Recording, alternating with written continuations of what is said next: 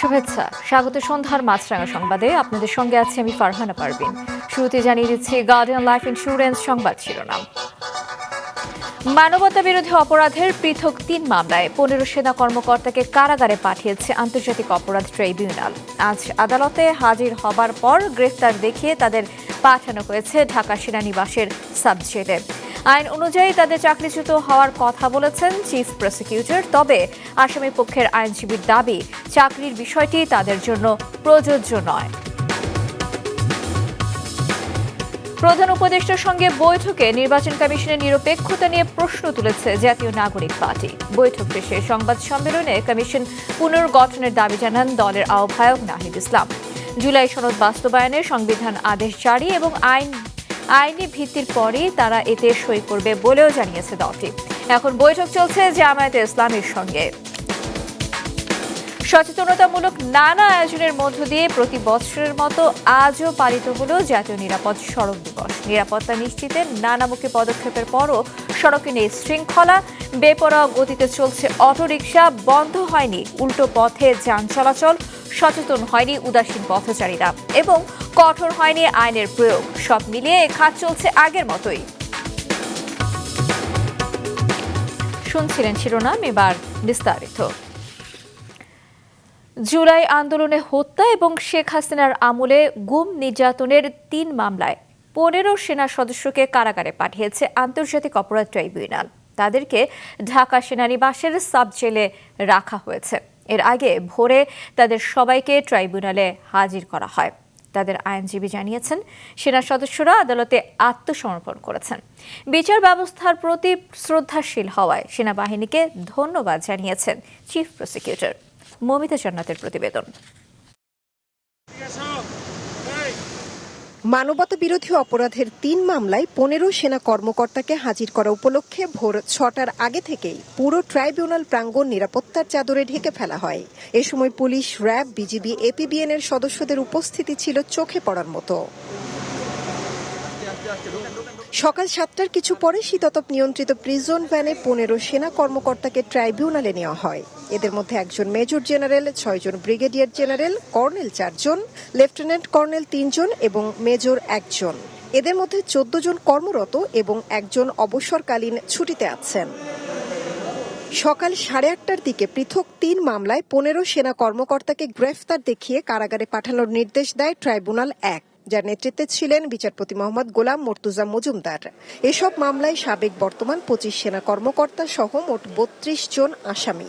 পলাতকদের হাজিরের জন্য ১ সপ্তাহের মধ্যে বাংলা ও ইংরেজি ২টি জাতীয় দৈনিকে বিজ্ঞপ্তি প্রচারের নির্দেশ দিয়েছে ট্রাইব্যুনাল। এই মামলায় শেখ হাসিনা সহ জেনারেল তারিক সিদ্দিকী সহ যে সমস্ত আসামি পলাতক আছেন তাদের বিরুদ্ধে পত্রিকায় বিজ্ঞপ্তি দিয়ে হাজির হওয়ার জন্য নির্দেশ দেওয়া হয়েছে। আগামী ১ সপ্তাহের মধ্যে এই পত্রিকায় বিজ্ঞপ্তি দিয়ে তাদের হাজির হওয়ার জন্য বলা হয়েছে। বিচার ব্যবস্থার প্রতি শ্রদ্ধা রাখায় সেনাবাহিনীর প্রতি কৃতজ্ঞতা জানান তাজুল ইসলাম। তাদের কোন কারাগারে রাখা হবে এটি কারা কর্তৃপক্ষের এখতিয়ার বলেন তিনি। এক প্রশ্নের জবাবে জানান, সংশোধিত আইসিটি আইন অনুযায়ী আসামিদের এরই মধ্যে চাকরি থেকে অব্যাহতি পাওয়ার কথা। বাংলাদেশের সার্বভৌমত্বের রক্ষক হিসেবে আমরা যাদেরকে মনে করি বাংলাদেশ সেনাবাহিনী, তারা এই আদালতের প্রক্রিয়াকে সাহায্য করেছেন। তারা ঘোষণা দিয়েছিলেন যে ল অব দি ল্যান্ডের প্রতি তারা শ্রদ্ধাশীল থাকবেন। দেশপ্রেমিক সেনাবাহিনীর ব্যাপারে যে সমস্ত অপপ্রচার যারা করেন তাদেরকে আমরা বলবো অপপ্রচার করবেন না। আমরা সর্বশেষ সংশোধনী অনুযায়ী বলা হয়েছে, যখন কারোর বিরুদ্ধে বিচার প্রক্রিয়াটা শুরু হয়ে যায়, ফরমাল চার্জ দাখিল হয়, তখন আসলে তিনি আর সার্ভিসে আছেন বলে গণ্য হবেন।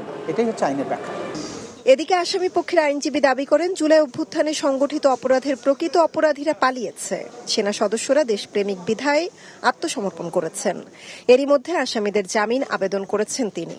জানান, আসামিদের ক্যান্টনমেন্টের সাব জেলে পাঠানোর আবেদনও মঞ্জুর হয়েছে। অ্যাডমিনিস্ট্রেশন অফ দ্য জেল, তাদেরকে সাব জেলেই রাখা হবে। এখনও তারা সার্ভিসে আছে, সেইটা কোর্ট যথাসময় অর্ডার দিবে, সেই কোর্টের আদেশ অনুযায়ী সেটা কাজ হবে। আওয়ামী লীগের শাসনামলে গুম নির্যাতনের দুটি মামলার পরবর্তী শুনানি আগামী 20 নভেম্বর এবং রাজধানীর রামপুরা ও বনশ্রী এলাকায় সংগঠিত মানবতাবিরোধী অপরাধের মামলার শুনানি 5 নভেম্বর নির্ধারণ করেছে ট্রাইব্যুনাল। মৌমিতা জান্নাত, মাছরাঙা সংবাদ, ঢাকা। এদিকে জুলাই গণ অভ্যুত্থানের সময় সংগঠিত মানবতা বিরোধী অপরাধে শেখ হাসিনা সহ 3 আসামির বিরুদ্ধে করা মামলার যুক্তিতর্ক উপস্থাপন আজ শেষ হয়েছে।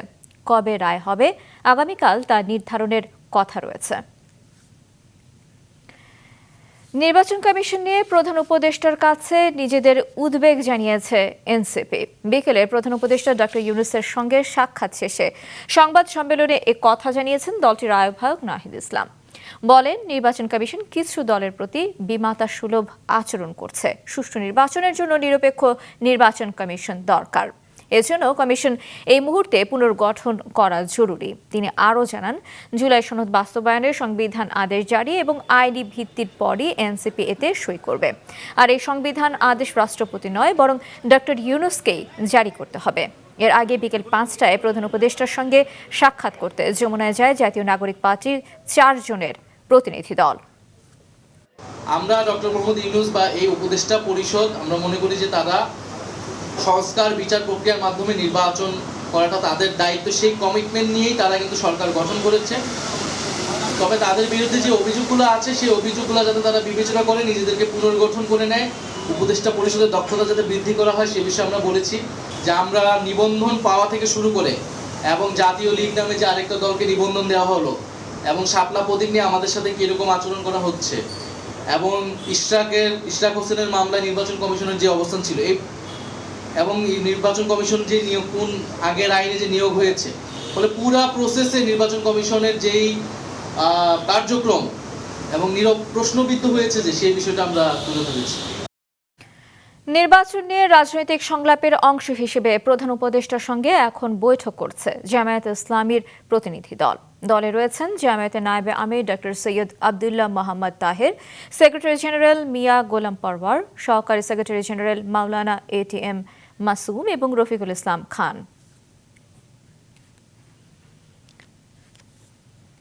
নির্বাচন কমিশন কোনো চাপের কাছে মাথা নত করবে না, এমনকি মাঠ প্রশাসনকে কোনো বেআইনি নির্দেশনাও দেবে না। এবারে নির্বাচন নিয়ে ভয়ের কোনো কারণ নেই। উপজেলা নির্বাহী অফিসারদের নির্বাচনী ব্যবস্থাপনা সংক্রান্ত প্রশিক্ষণ কর্মশালায় আজ এসব কথা বলেন নির্বাচন কমিশনাররা। বিস্তারিত দেখুন আনোয়ার হোসেনের রিপোর্টে। রাজধানীর আগারগাঁওয়ে নির্বাচন কমিশন প্রশিক্ষণ ইনস্টিটিউটের সম্মেলন কক্ষে সকালে উপজেলা নির্বাহী অফিসারদের নির্বাচনী ব্যবস্থাপনা সংক্রান্ত 2 দিনের প্রশিক্ষণ কর্মশালার আয়োজন করা হয়। উদ্বোধন করেন প্রধান নির্বাচন কমিশনার। অনুষ্ঠানে নির্বাচন কমিশনাররা জানান, নির্বাচন নিয়ে ভয়ের কোনো কারণ নেই। এবারের নির্বাচনটি হবে দেশের ইতিহাসের দৃষ্টান্তমূলক। আমাদের ভালো নির্বাচন করার ছাড়া অন্য কোনো বিকল্প নাই। দেয়ালে পিঠ থেকে গেছে। অনুগ্রহপূর্বক আমরা আমাদের যার যার দায়িত্ব, সেই দায়িত্ব যদি আমরা পালন করি, গ্রহণযোগ্য নির্বাচন, সেই নির্বাচন দিতে পারবো। নির্বাচন কমিশন থেকে আপনাদের প্রতি মেসেজ হচ্ছে, কোনো ভয় নাই, সঠিক কাজ করবেন, নির্বাচন কমিশন আপনাদের সাথে আছে।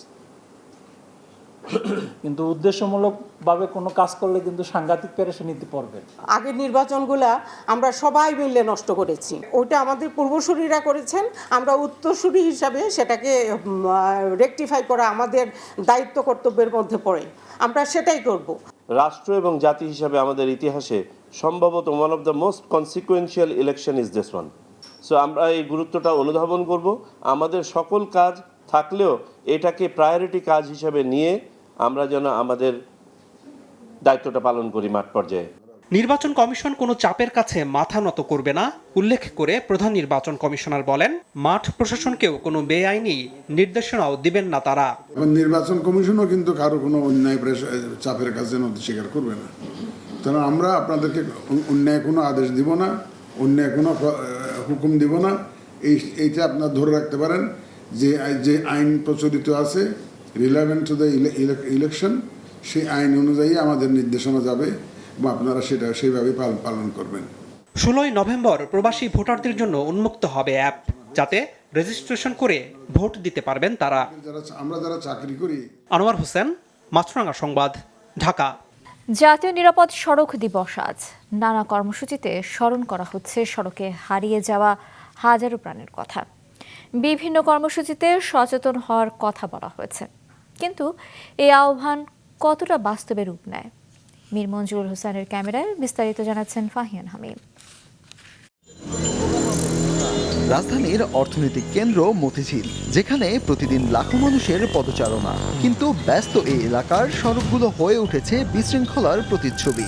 লক্ষর পুরনো বাস রাস্তা দখল করে রাইড শেয়ারিং বাইকের স্ট্যান্ড, উল্টো পথে আসা যানবাহনের ভিড়। এরই মাঝে বাংলার টেসলা খ্যাত অটোরিকশার বেপরোয়া চলাচল আর পথচারীদের উদাসীনতা যোগ করেছে নতুন মাত্রা, যেখানে নিয়ম মানার চেয়ে নিয়ম ভাঙাই যেন স্বাভাবিক। দেশের অধিকাংশ সড়ক মহাসড়কের চিত্রও এমন। এসব কারণে প্রতিদিনই ঘটছে দুর্ঘটনা। বাংলাদেশ সড়ক পরিবহন কর্তৃপক্ষের তথ্য অনুযায়ী চলতি বছরের 9 মাসে সড়কে প্রাণ হারিয়েছে 4,150 জন। আর রোড সেফটি ফাউন্ডেশন বলছে, গত 6 বছরে সড়ক দুর্ঘটনায় মৃত্যু হয়েছে 38,467 জনের। সড়ক দুর্ঘটনার যে তথ্য আমরা গণমাধ্যম থেকে সংগ্রহ করি এবং প্রকাশ করি, সেটা রিয়েল সিনারিও না, এর থেকে অনেক বেশি দুর্ঘটনা ঘটে। 2018 সালে 2 শিক্ষার্থীর মৃত্যুর ঘটনায় দেশ জুড়ে শুরু হয় আন্দোলন। তারই ধারাবাহিকতায় সরকার পাশ করে নতুন সড়ক পরিবহন আইন 2018, যা কার্যকর হয় 2019-এ। বিশেষজ্ঞরা বলছেন, আইন থাকলেও মাঠ পর্যায়ে তার প্রয়োগে ঘাটতি রয়েছে।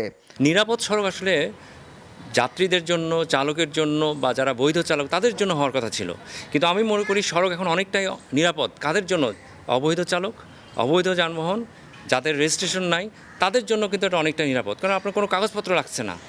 বিআরটিএ বলছে, দুর্ঘটনা কমাতে সড়ক থেকে মানহীন গাড়ি ডাম্প করা হচ্ছে, কঠোর হচ্ছে ড্রাইভিং লাইসেন্সের পরীক্ষা, আর সহজ করা হবে দুর্ঘটনায় আহত এবং নিহতদের ক্ষতিপূরণ প্রাপ্তি। আমরা কিন্তু এখন ট্রেনিং ছাড়া কোনো আমরা লাইসেন্স ইস্যু করব না। যেগুলো ফিটনেসবিহীন গাড়ি, সেগুলোকে আমরা ডাম্প করা শুরু করে দিচ্ছি। যেখানে দুর্ঘটনা ঘটবে তাৎক্ষণিকভাবে আমার অফিসার সেখানে চলে যাবে এবং চলে গিয়ে ওখানে তাদের সৎকারে অংশগ্রহণ করবে এবং তারপরে তাদেরকে একটা সুযোগ এবং সুবিধা অনুযায়ী তাদেরকে তাদের ফর্মটা পৌঁছে দিয়ে যাবে। তবে রোড সেফটি ফাউন্ডেশনের মতে, যারা সড়কে প্রাণহানি ঠেকাতে পারে না, তারা মানুষের বাসায় ক্ষতিপূরণ পৌঁছে দেবে, এটি বিশ্বাসযোগ্য নয়। আমি একজন অদক্ষ চালকের লাইসেন্স দিয়ে দিলাম বা আমি দক্ষ চালক তৈরি করার উদ্যোগই নিচ্ছি না, তার মানে তো তারা দুর্ঘটনাকে ইনভাইট করতেছে, মানুষের মৃত্যুর জায়গা তো তারা তৈরি করতেছে। 5 লাখ মোটরযান আছে মেয়াদ উত্তীর্ণ, আনফিট, এবং সড়ক দুর্ঘটনা তো এদের কারণেই ঘটছে। সেইগুলো তারা বন্ধ করতে পারছে না, প্রত্যাহার করতে পারছে না। তো সেখানে তো এইসব কাঠামোগত হত্যাকাণ্ড ঘটেছে, এরা মানুষের বাড়িতে যাবে এটা কেউ বিশ্বাস করে না। এরই মাঝে প্রতি বছর 22শে অক্টোবর পালিত হয় জাতীয় সড়ক নিরাপত্তা দিবস। নানা কর্মসূচির মধ্যে শোনা যায় শোক আর সচেতনতার বার্তা। তবু রাস্তায় নামলেই দেখা মেলে একই চিত্র, বেপরোয়া গতি, অগোছালো চলাচল আর নতুন শোকের খবর। ফাহিয়ান হামিম, মাছরাঙা সংবাদ, ঢাকা। হযরত শাহজালাল আন্তর্জাতিক বিমানবন্দর দিয়ে আমদানি করা পণ্য খালাস কার্যক্রমের গতি বাড়ানোর দাবি জানিয়েছেন ক্লিয়ারিং অ্যান্ড ফরওয়ার্ডিং C&F এজেন্টরা। আগুনের ঘটনার পর বিকল্প পথ 9 নম্বর গেট দিয়ে সকাল থেকে পণ্য খালাসের পরিমাণ বাড়লেও তা আশানুরূপ নয় বলছেন সংশ্লিষ্টরা। গেটের পাশে গাড়ি পার্কিং এবং পণ্য রাখার পর্যাপ্ত জায়গা না থাকায় পড়তে হচ্ছে বিপাকে। কার্গো বিমান থেকে পণ্য যেখানে নামানো হচ্ছে সেখান থেকে গেটটির দূরত্ব বেশি হওয়ায় হচ্ছে ভোগান্তি। তাই নতুন কার্গো টার্মিনাল চালু অথবা আগুন লাগা টার্মিনালটি সংস্কার করে চালুর দাবি সংশ্লিষ্টদের। আগে যেভাবে আমরা ডেলিভারি দিতে পারতাম, এখন ওইভাবে পারতেছি না। ডেলিভারি হচ্ছে একটু স্লো মোশনে হচ্ছে। এখান থেকে ডেস্টিনেশন না হলে 2 কিলো হবে মাল। ওখান থেকে মাল নিয়ে আসে ক্যারি করে এখানে যে বাইরের যে সিস্টেমের মালটা এখানে ডেলিভারি দিচ্ছে, তাতে অনেক সময়ের প্রয়োজন। হঠাৎ বৃষ্টি আসে, টাইম 90 ওর মাল আসলে ভিজে যাবো, মাল ক্ষতি হইব। নতুন কার্গোটা চালু করলেই তো আমাদের বেস্ট সহজ হয়ে যায়, আর কোনো কষ্ট হয় না। স্কয়ার গ্রুপের প্রতিষ্ঠাতা চেয়ারম্যান ও শিল্পোদ্যোক্তা স্যামসন এইচ চৌধুরীর জন্মশতবার্ষিকী উপলক্ষে রাজধানীর মোহাম্মদপুর এলাকায় বিশেষ হেলথ ক্যাম্পে সেবা নিয়েছেন কয়েকশো মানুষ। চিকিৎসা সেবা এবং ওষুধ সহ বিনামূল্যে পরীক্ষা নিরীক্ষা করাতে পারায় এমন উদ্যোগকে স্বাগত জানিয়েছেন রোগীরা। মাহমুদ কমলের রিপোর্ট। বিনামূল্যে মিলবে বিশেষজ্ঞ চিকিৎসকের পরামর্শ, ঔষধ ও পরীক্ষা নিরীক্ষা। এমন খবরে রাজধানীর মোহাম্মদপুর এলাকার অসহায় রোগীরা ছুটে যান নবোদয় হাউজিং সোসাইটিতে স্কয়ার হাসপাতালের ফ্রি হেলথ ক্যাম্পে। স্কয়ার গ্রুপের প্রতিষ্ঠাতা চেয়ারম্যান ও শিল্পোদ্যোক্তা প্রয়াত স্যামসন এইচ চৌধুরীর জন্মশতবার্ষিকী উপলক্ষে দ্বিতীয়বারের মতো চলছে এই free health camp. Medicine, gynae, শিশু ও বাত ব্যথা সহ বেশ কয়েক ধরনের রোগের চিকিৎসার পাশাপাশি মিলছে বিনামূল্যে হেলথ চেক আপ, ঔষধ ও পরীক্ষা নিরীক্ষা। অনেকজন আছে বাংলাদেশি কোটিপতি, কিন্তু আমাদের মতন মানুষের জন্য এমন সেবা ধারবান্ধে কেউ নিয়ে আসে না এখন পর্যন্ত। বাচ্চাদের জ্বর, ঠান্ডা, কাশি আর ওর শরীর দুর্বল, রক্ত পরীক্ষা করছে, তারপরে ওজন মাপছে, প্রেশার মাপছে। ডাক্তার পাইলাম, হয়তো রোগ দেখাইতে পারলাম, রোগের কথা জানতে পারলাম। বাইরে একজন ডক্টর দেখাতে গেলে অনেক টাকা ভিজিট দিতে হয়, যে মেডিসিন লেখে, কারণ মেডিসিনের পিছনে অনেক টাকা ব্যয় করতে হয়, পরীক্ষা নিরীক্ষা আছে। তো সেই হিসেবে আমরা এখানে একটা ফ্রি ক্যাম্পেইনে সব সুবিধা একসঙ্গে পাচ্ছি। হেলথ ক্যাম্পে সবচেয়ে বেশি চোখে পড়েছে নারী ও শিশুদের উপস্থিতি। প্রান্তিক পর্যায়ের মানুষের সেবার কথা ভেবে এই কার্যক্রমকে আরও বাড়াতে চায় স্কয়ার হাসপাতাল। আমরা এই এলাকায় যেহেতু অনেক আধুনিক চিকিৎসা ব্যবস্থা থেকে এরা বঞ্চিত, তো এখানে এসে আমরা কিছুটা হলেও তাদেরকে সাহায্য করার চেষ্টা করছি, যে তারা যাতে এই কিছুটা চিকিৎসা ব্যবস্থা পায়। আমরা এই ধরনের ধারাবাহিকতা, এই ধরনের হেলথ ক্যাম্প আমরা পর্যায়ক্রমে আরও বিভিন্ন জায়গায়, যেখানে এরকম গরিব এবং দুস্থ রোগীরা সঠিক চিকিৎসা ব্যবস্থা পাচ্ছে না, সেই সব জায়গায় করার আমরা চিন্তা করেছি। এবং হয়তো আমরা বছরে 5টা থেকে 6টা এই ধরনের ক্যাম্প করব, মেডিসিন, পরীক্ষা প্লাস কনসালটেশন স্কয়ার হসপিটালের ডাক্তার নিয়ে। মোহাম্মদপুরের নবোদয় হাউজিং সোসাইটিতে 2 দিনের এই হেলথ ক্যাম্প শেষ হবে আগামীকাল। স্যামসন এইচ চৌধুরীর স্মরণে এবছর অন্তত আরও একটি ফ্রি হেলথ ক্যাম্প করবে স্কয়ার হাসপাতাল। মাহমুদ কমল, মাছরাঙা সংবাদ, ঢাকা। দৈনন্দিন কেনাকাটায় ডিজিটাল পেমেন্ট নিয়ে গ্রাহক সচেতনতা এবং অভ্যস্ততা তৈরিতে চট্টগ্রামে আলোচনার সভা করেছে মোবাইল আর্থিক সেবাদাতা প্রতিষ্ঠান বিকাশ। এই আয়োজনে অংশ নেন বারকোড ক্যাফে, চট্টগ্রাম মা ও শিশু জেনারেল হাসপাতাল, Radisson Blu Chattogram, epic health care, Utsab supermarket, Chittagong club, Shajinaz hospital, travel agency এমি, Chattogram eye infirmary and training complex, Shoilpik, the Peninsula Chittagong, shopping bag সহ বিভিন্ন প্রতিষ্ঠানের উদ্যোক্তা এবং প্রতিনিধিরা। আন্তর্জাতিক প্রসঙ্গ। ইউক্রেন যুদ্ধ নিয়ে রাশিয়ার প্রেসিডেন্ট ভ্লাদিমির পুতিনের সঙ্গে যুক্তরাষ্ট্রের প্রেসিডেন্ট ডোনাল্ড ট্রাম্পের মুখোমুখি বৈঠকের পরিকল্পনা স্থগিত করেছে হোয়াইট হাউস। ট্রাম্প জানান, কোনো অর্থহীন বৈঠকে বসে সময় নষ্ট করতে চান না তিনি। মঙ্গলবার হোয়াইট হাউসে দেয়া এক বক্তব্যে ট্রাম্প ইঙ্গিত দেন, আলোচনার পথে একটি বড় বাধা হলো ইউক্রেনের বর্তমান লড়াই বন্ধে রাশিয়ার অস্বীকৃতি। বিশ্লেষকরা বলছেন, ইউক্রেন যুদ্ধ বন্ধে যুক্তরাষ্ট্র এবং রাশিয়ার শান্তি প্রস্তাবের মূল পার্থক্যগুলো এই সপ্তাহে আরও বেশি স্পষ্ট হয়ে উঠেছে। খেলার খবর। মেয়েদের এএফসি এশিয়ান কাপের মূল পর্বের প্রস্তুতি হিসেবে 2টি ফিফা প্রীতি ম্যাচ খেলতে এখন থাইল্যান্ডে অবস্থান করছে বাংলাদেশ নারী ফুটবল দল। ব্যাংককে প্রথম দিনের মতো আজ অনুশীলন করেছে মেয়েরা। দলের সঙ্গে যোগ দিয়েছেন ভুটান লিগে খেলা ফুটবলাররাও। ফিফা র্যাঙ্কিংয়ে থাইল্যান্ড আছে 53 নম্বরে আর বাংলাদেশ 104তম স্থানে। দেশটির বিপক্ষে আগামী 24 এবং 27 অক্টোবর 2টি ম্যাচ খেলবে বাংলাদেশের মেয়েরা। থাইল্যান্ড র্যাঙ্কিংয়ে অনেক এগিয়ে থাকলেও জয়ের ব্যাপারে দলের সবাই আত্মবিশ্বাসী বলে জানিয়েছেন বাংলাদেশ দলের কোচ। সন্ধ্যার সংবাদ শেষ করার আগে গার্ডিয়ান লাইফ ইন্স্যুরেন্স সংবাদ শিরোনামগুলো আরও একবার। মানবতা বিরোধী অপরাধের 3 মামলায় ট্রাইব্যুনালে হাজিরার পর ঢাকা সেনানিবাসের সাব জেলে 15 সেনা কর্মকর্তা, সেনাবাহিনীর প্রতি রাষ্ট্রপক্ষের কৃতজ্ঞতা। আইনি ভিত্তির পরে জুলাই সনদে সই করা হবে, প্রধান উপদেষ্টাকে জানিয়েছে এনসিপি। সনদকে সাংবিধানিক মর্যাদা দেওয়ার দাবি জানালো জামায়াত। নানা উদ্যোগের পরও সড়কে ফেরেনি শৃঙ্খলা, বহুমুখী অনিয়ম চলছে, কঠোর হয়নি আইনের প্রয়োগ।